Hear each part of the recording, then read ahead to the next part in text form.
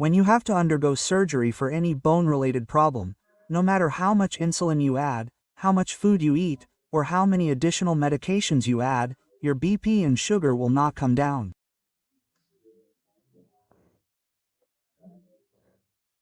For such people, I am suggesting a special type of exercise and diet today to reduce sugar. We can reduce sugar in just 3 minutes. But this should not be just to show a low fasting blood sugar to fool the doctors. If we practice it every day, we may be able to control our diabetes. One of the names of the exercise for this is called HIIT or High Intensity Interval Training. First, and second, is its diet. There are some special types of foods to eat for this. Let's discuss both of these today.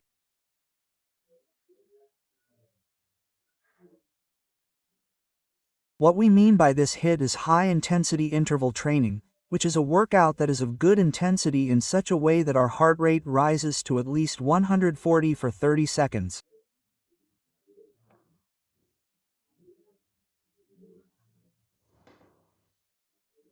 Let us remember that 30 seconds is only half a minute.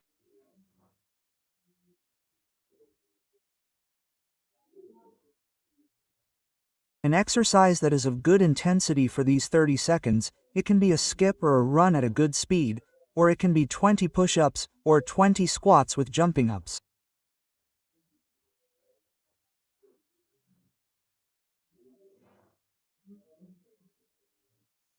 Try training your heart rate well through an exercise like this. After that, if you check your sugar level after 10 minutes, it will definitely be at least 50 milligrams per deciliter lower. That is, someone with a sugar level of 200 can reduce it to 150. So, before this surgery, if we are unable to normalize our sugar level before the operation, especially in cases like cataract surgery, we can use this method.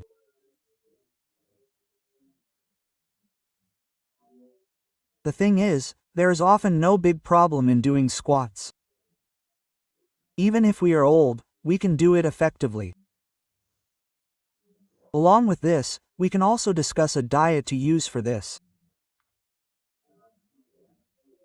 The most important thing in this is that we should try to control our sugar ourselves. No matter how much advice a doctor gives or how much medicine we give, it will not be possible. Therefore, let me tell you a way to control sugar by 99%.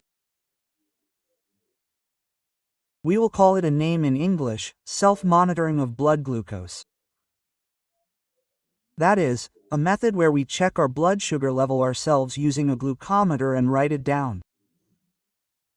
It would be better to write it down in a diary. Draw a column with the date, time, and sugar level as a row and write it down.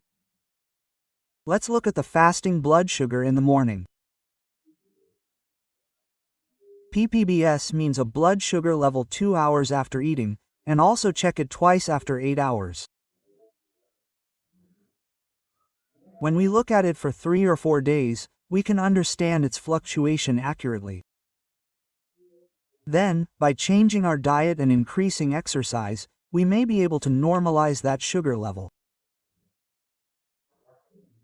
If that does not work, of course, we should take special care to bring it under control by taking medications. Now, let's talk about the diet that should be eaten for this. So, before this surgery or in this situation where we need to normalize our blood sugar level, we should remember that we should not eat too much food like rice the day before. Whether it is rice, chapati, or paratha made from flour, everything increases the sugar level. Eating chapati instead of rice, if you eat 1, 5 or 6 chapatis, the sugar level may increase just like eating rice. It is best for diabetic patients to eat something with bran. As mentioned, it is important to understand that we should not eat too much of anything containing carbohydrates the day before the surgery. Instead, we can eat an egg omelette or 1 or 2 eggs, which are rich in good protein. Similarly, nuts, whether cashew nuts, almonds or sprouted lentils, can be eaten. Good sources of protein such as hemp seeds are available in the market.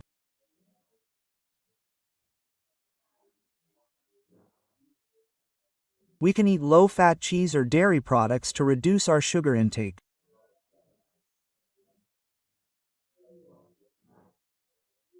Along with carrots, especially baby carrots, or products containing berries or tomatoes, fruits and vegetables that are not too sweet, salads, yogurt or curd, milk can increase sugar.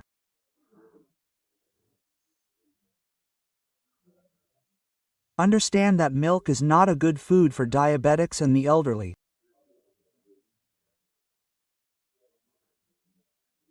Even if we say milk and eggs together, understand that this milk is a food that can be digested effectively only by children. But yogurt is not like that. When it ferments, it also contains lactic acid bacillus, which is needed by our intestines. Therefore, it is okay for us to eat more yogurt. But for those who have problems such as allergies or constipation to yogurt, it is not advisable to add a lot of yogurt. The same goes for things like buttermilk. So, by looking at what foods can be eaten, we can adopt this method that I mentioned to keep our sugar level low in very essential matters like surgery. We can do this daily and also follow this method by completely avoiding carbohydrates for dinner and eating only salad and keeping our sugar under control. How can we understand whether this sugar is under control? Don't think that you can fool the doctor who treats you by trying all these methods that I have mentioned. We have a test to catch such people, called HbA1c. It shows us the average sugar level of 3 months. This HbA1c for a person without diabetes is less than 5.7 out of 7. It will be diabetes, but if it is under good control, this HbA1c can only be up to a maximum of 7.5.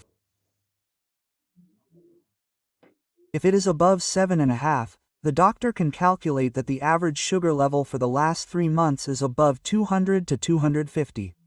Therefore, it is specially reminded that there is no benefit in showing only the fasting blood sugar of that day. So, if the HbA1c is much higher, lifestyle modification alone will not be enough for us. For other people, if the sugar level is below 7 and the HbA1c has been reduced, there is no harm in moving forward with lifestyle modification. But for those with sugar above that, we will definitely need the necessary medications and sometimes insulin. For those who ask the question whether this insulin has many side effects, let me say in advance that insulin is a hormone that is normally produced in our body. It is because it decreases or our cells cannot utilize it effectively that we develop sugar levels and the condition called diabetes occurs. So there is no harm in supplementing insulin from outside. It is also important to understand that it should be taken by those who need it correctly. So if you find this information useful, send it to your relatives who are diabetics and share it. Also, understand that if both of your elderly parents have diabetes, the chances of your children also getting diabetes are more than 80%. So you can start this method right now. Often, we do not feel like spending hours in the gym. So, try to include foods that reduce sugar levels at least for dinner.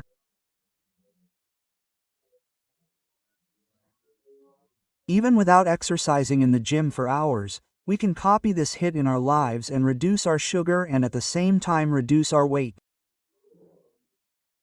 Now, malnutrition, or all-out nutrition, is the cause of most diseases.